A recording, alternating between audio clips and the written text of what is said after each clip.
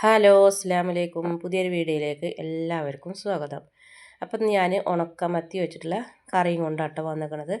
അപ്പോൾ അതിനിതാ ഞാൻ ചട്ടിയിൽ കുറച്ച് വെളിച്ചെണ്ണ ഒഴിച്ചു കൊടുക്കുന്നുണ്ട്. കുറച്ച് ആദ്യം ഒഴിച്ചു കൊടുത്താൽ മതി കേട്ടോ.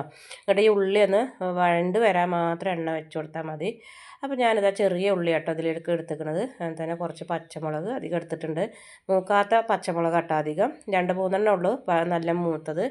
എരിവിന് ആവശ്യമായ പച്ചമുളക് ഉള്ളൂ കേട്ടോ മൂത്തത്. പിന്നെ ഇതിലേക്ക് ഒരു തക്കാളി, ചെറിയൊരു തക്കാളി ഞാൻ ഇതിലേക്ക് ചെറുതായി അരിഞ്ഞിട്ട് അത് ഇട്ട് കൊടുക്കുകയാണ്. അന്നേരം ഇതൊന്ന് വഴണ്ട് വരട്ടെ. അപ്പോൾ ഈ മീനൊന്ന് കഴുകി എടുക്കുക കേട്ടോ. ഇനി ഇതിലേക്ക് ഞാൻ കുറച്ച് മഞ്ഞൾപ്പൊടി, കുറച്ച് മുളകും പൊടി ഞാൻ ചേർത്ത് കൊടുക്കുന്നുണ്ട് കേട്ടോ. കൂടുതൽ ചേർക്കരുത് കേട്ടോ മുളകും പൊടി. നമ്മൾ പച്ചമുളക് കൂടുതൽ എടുത്തതാണ്, അതുകൊണ്ട് കുറച്ച് മതി. ഒരു കളറൊന്ന് മാറി കിട്ടാൻ മാത്രം മതി കേട്ടോ. ഇനി ഇതിലേക്ക് വേണ്ടത് പുളിയാണ്. നമ്മൾ വാളംപുളിയില്ലേ, അതാണ് കേട്ടോ വേണ്ടത്. അത് ഞാൻ ഈ ഉള്ളി വഴണ്ട് വന്നപ്പോൾ ഇതിലേക്ക് ചേർത്ത് കൊടുത്തിട്ടുണ്ട്.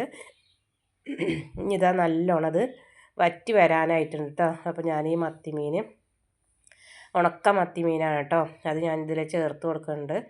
അപ്പോൾ ഈ ഉണക്കമത്തി കറി വെക്കുമ്പോഴൊക്കെ നമ്മൾ ഉപ്പ് ചേർക്കാൻ പാടില്ല കേട്ടോ.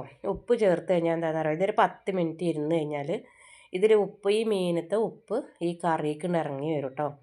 അപ്പോൾ ഇതിൽ നമ്മൾ ഇങ്ങനെ വറ്റിച്ചെടുക്കണതിലൊന്നും ഉണക്കമീൻ വറ്റിച്ചെടുക്കണതിൽ ഇങ്ങനെ ഉപ്പിടാൻ പാടില്ല കേട്ടോ. അത് ഇട്ട് കഴിഞ്ഞാൽ നമുക്ക് ഉപ്പിൻ്റെ കട്ടേക്കാരം. ഇനി ഇതാ ഞാൻ ലാസ്റ്റ് കുറച്ച് വെളിച്ചെണ്ണയൊക്കെ ഒഴിച്ചു കൊടുത്തിട്ട് ഞാനിതാ ചോറ് കഴിക്കുകയാണ് കേട്ടോ. അപ്പോൾ ഇന്നത്തെ ഈ വീഡിയോ എല്ലാവർക്കും ഇഷ്ടമായി വിചാരിക്കുന്നു. ഇഷ്ടമായാൽ ലൈക്ക് ചെയ്യുക, ഷെയർ ചെയ്യുക, സബ്സ്ക്രൈബ് ചെയ്യുക. ഈ ഒരു മീൻ കറി നല്ല ടേസ്റ്റാണ് കേട്ടോ. ഉണക്ക മത്തി മീൻ വറ്റിച്ചെടുത്തത്.